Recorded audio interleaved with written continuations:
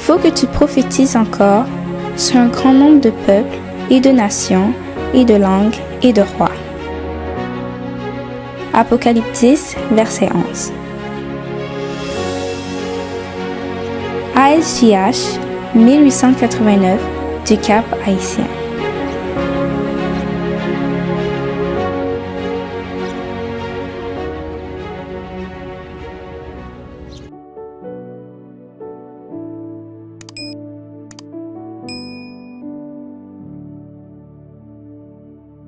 Un royaume d'une autre dimension.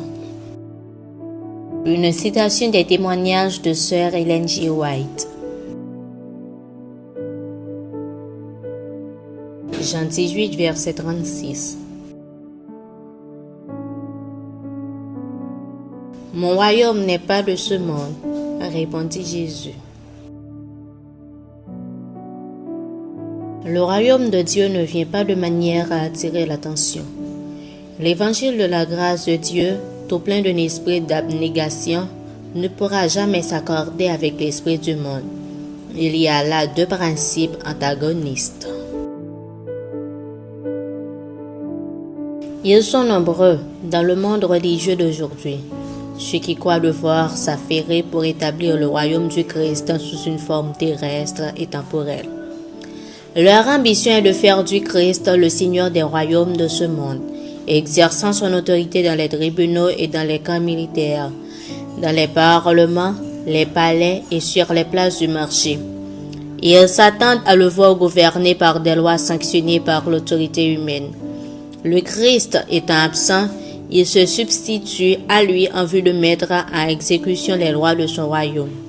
L'établissement d'un tel royaume est justement ce que désiraient les Juifs au temps du Christ.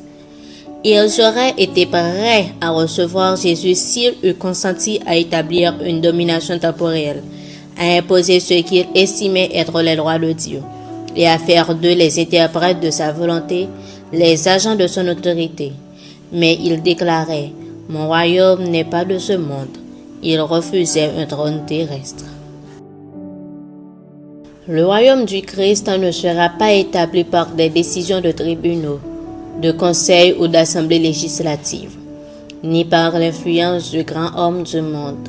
Il le sera par l'action du Saint-Esprit communiquant la nature du Christ à l'humanité. C'est là l'unique puissance capable de révéler l'humanité.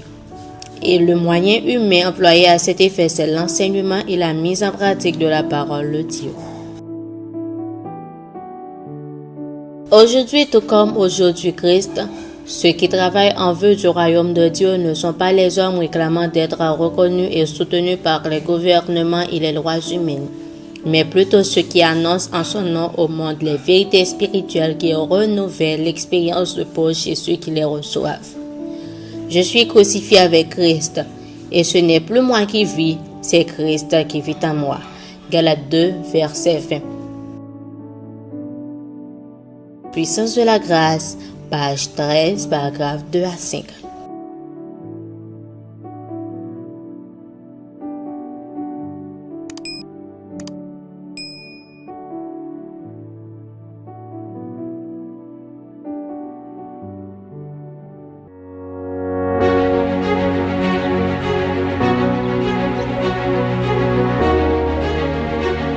Il faut que tu prophétises encore sur un grand nombre de peuples et de nations et de langues et de rois. Merci d'avoir écouté cette présentation. Si vous souhaitez prendre part à la mission que Jésus-Christ confie à notre Église, contactez-nous via les coordonnées suivantes: ASJH 1889 caphaïtien@gmail.com, pour WhatsApp 509 32 32 41 42.